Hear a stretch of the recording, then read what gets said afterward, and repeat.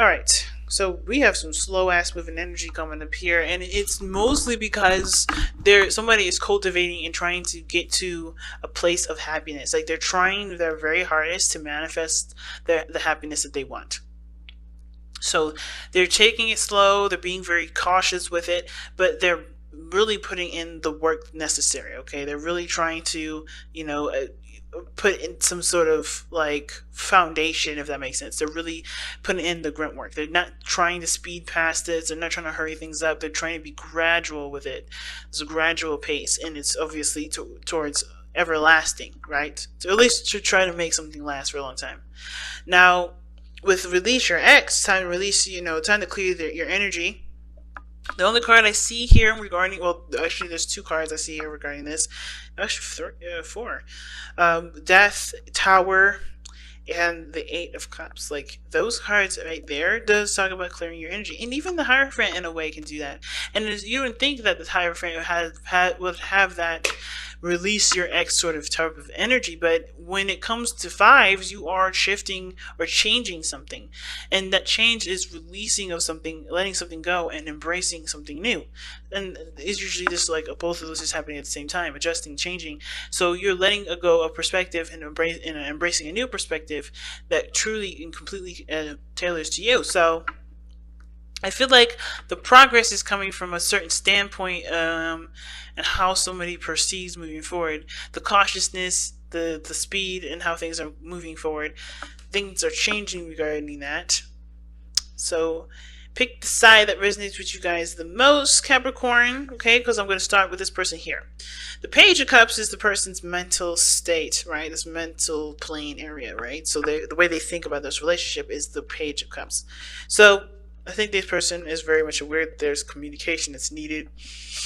They know this is their heart's desire. It's something that they cherish and they nurture very closely to their hearts. This is something that they love very deeply and very emotionally. This is something that this is extremely precious to them, right?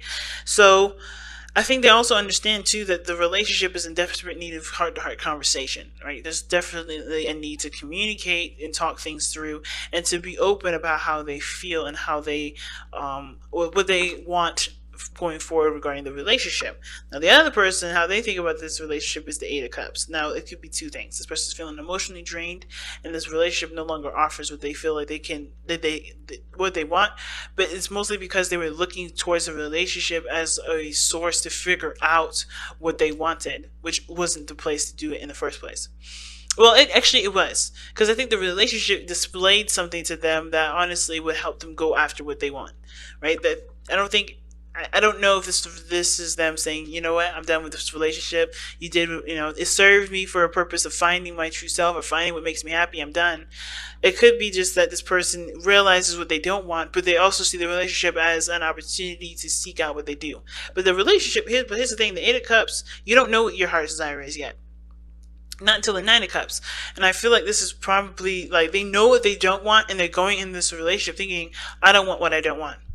I don't want, obviously, what I already know doesn't make me happy. I think this also person shows that they're emotionally drained with the situation, and they're looking to find what their heart's desire really is, right? Well, this person has it. Obviously, I think this person's seeking it. It's interesting, right? You got the seeker and obviously the person that possesses the heart's desire, and this person is literally looking for the Page of Cups, right? And I think that they are so emotionally drained that they don't obviously see that what they have, the person that they, the thing that they want is right in front of them, because they are already looking at the situation from a standpoint of, I don't want this. I've gone through this. I don't know everything that they've been through, or the situation from a standpoint of what makes them dissatisfied. Now, how they're showing themselves is the King of Wands. They're going after what they feel. They're going by the moments here. When the King of Wands comes up, there's no really long-term energy. This is all like in the moment kind of rapid thought. So they're not coming from a place of trying to create something for the long term.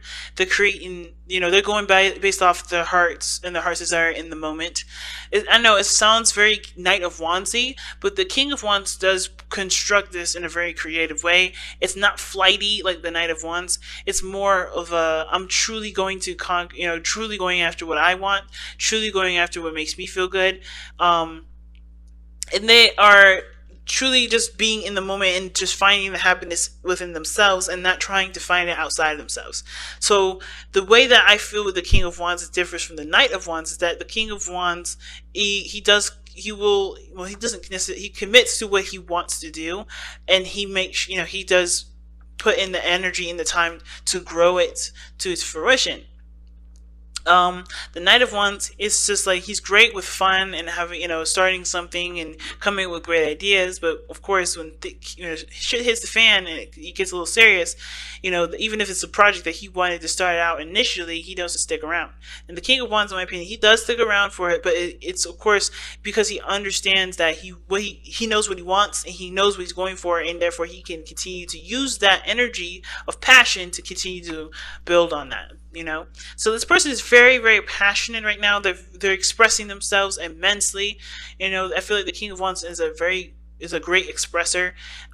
They're living their life as freely as they possibly can because they are emotionally drained, giving their energy away to situations that didn't satisfy them at all. So they're being very, very passionate and very true to themselves, being authentic to themselves. They're no longer, being the person that's stable or that's reliable. They're just being themselves. They're not thinking about the long term at all. Now, the other person has got Death here. Now, even though they're thinking of the relationship, or how they think of the relationship is the Page of Cups, maybe something that they've wanted, the desperate need of heart-to-heart conversation, or this is a cultivation of something that they want, they're releasing the past. So I feel like they're still wanting to start something new here, with the Page of Cups. They're opening their heart up, but the more they open their heart up, they realize that they're having to let go of the past, let go of the old things that didn't work out, let go of a situation that may not have benefited them, or that did benefit them in some way, but no longer serves them to hold that sort of perspective, that sort of stance, that sort of belief anymore. You know what I mean? Because what is before the Death card? It's the Hanged Man, and that's talking about releasing a certain perspective. And I feel like with Death coming up here with this person, it's like, I feel like this person's like, they're having to to let go of some things, and they're having to leave behind grudges and pains and anguish. They're trying to, heal themselves. And even though this relationship for them is, of course, something that they've wanted, I think they have to ultimately be, to be honest with themselves, that honestly, they have to heal first. And I think this relationship is opening the door for them to heal and bring in new life. You know what I mean? Because death isn't just about releasing. It's also about new life. It's also about having space, or having the space to incorporate and to give birth to something new. Now, with the Hierophant coming up in the spiritual plane, it's giving us a bit of background as to why this person is displaying themselves as death and thinking the Page of Cups, and the Hierophant telling us that this is about traditions, this is about commitments, this is about their routine and traditions for them. I think they're changing a lot of things that they believe and they feel and they think, because there may be a dynamic between this person and them that's different. Okay, this person may have very youthful energies to them. They may have a characteristic about them that shows that they're very young in their mind, right? They're very, youthful in the way that they go about life, right? They're very open and innocent in some ways, but they're very youthful. They have a youthful dynamic. But the thing is that they may have some traditional differences, right? There's some things that they may have, they obviously encourage this person to let go of the, some sort of perspective that's not allowing them to have what they want, which is what the Page of Cups is offering them too. And the Hierophant talks about, yes, the structure, routines, traditions, things like that. But it's the fifth card in the Major Arcana, so that fives are changes. So this person's changing their traditional beliefs, the traditional standpoints, the traditional, laws for themselves. in order for there to be new love, to be to new life, period, and something new to come in. And they're having to change their structure, their boundaries, their their belief systems, so that way there can be growth. Now the other person showing up is the Queen of Pentacles. Now Capricorn, that may be you here, because the queens are cardinal signs.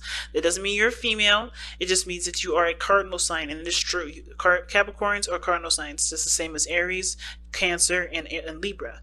And I feel like the reason why the Eight of Cups is showing up here, in the mind space, and why this person is showing up here as the King of Wands, just kind of being authentic to who they are, just going after what they want, and being honest with who they are, is because of the Queen of Pentacles. And what does that really mean? Well, the Queen of Pentacles is independent. They know their value. They know their worth. And it's also having a lot to do with confidence. And the King of Wands, the Queen of Pentacles, they are very, very confident in themselves. Why? Well, the Queen of Pentacles, like I said, she knows her worth, and she knows her worth because she puts in the work. She has a structure that balances her life out for herself and for the things outside of herself. She's a provider for the family, for herself. She is she's someone that's reliable for herself and to other people. She has shown herself. She's got things that she has about herself that she truly admires and cherishes and sees great value in, and will see great value in someone else. And with the King of Wands, this passion, this willingness to fight, the willingness to go after what they want, and to truly, and to be themselves regardless of how other people feel, that is what brings them confidence. Their uniqueness, their sense of creativity, and their the inspiration they gain from being themselves is what drives them to be confident. And I feel like it's interesting that the Hierophant and the Queen of Pentacles are the spiritual planes for both of these people, because they also have a lot to do with commitments too. Okay, both of them have to do with commitments, and commitments to themselves and commitments to other people. That's, this person is looking to find value with themselves, at least on this side, because based off of how they feel and what they go after and what they feel the most inspired and most authentic. It's very interesting, really, because the cards that brought these two together, the card that brought these two guys together, is the Tower. It was completely 100% unexpected. What brought you guys together was that there were some changes that were happening in your lives, and it definitely changes that honestly brought you down to ground zero. Like, you guys were starting from the very beginning, kind of trying to figure out who you were as a person. And the challenge now is the Page of Swords. It's cultivating a truth within yourselves that honestly helps you to understand each other a lot better. It's really interesting, right? I think the more you understand yourself, the more you understand each other. And that understanding is what's going to obviously continue the growth and the stable building that this relationship is already on the course of. The Page of Swords also is the challenge, meaning that there is communication that hasn't been had, or there's a need for communication here. Challenge is showing that there is a need for more information. And I feel like in order for there to be more information, you have to be able to seek out what you believe in and what your truth is within yourself. What is your truth with yourself? Therefore, you'll find the truth that's needed for the other person, and perhaps even the will to communicate with one another. All right, let's take a look at your Whispers of Love. See what you guys got.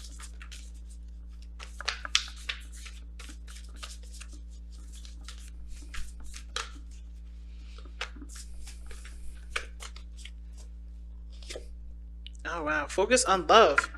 I haven't seen this card in a little bit. Focus on love. Look for the good attributes in each and every person in your life.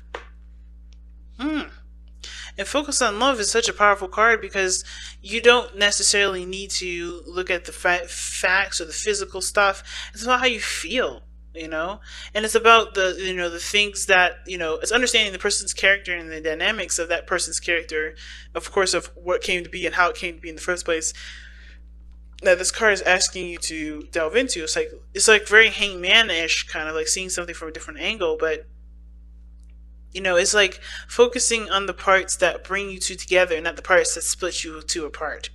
Releasing your ex isn't necessarily letting someone go from the past. It's also about letting go of it's really about letting go of the pains or the things that hold you back from keeping you from that's keeping you from being able to have a future with either a new person or the person that you want to return to. You know, focus on the good things, focus on the positive, focus on the attributes that encourage growth, and understand and forgive the attributes that aren't that great, that have split you apart, that makes you, that have hurt you.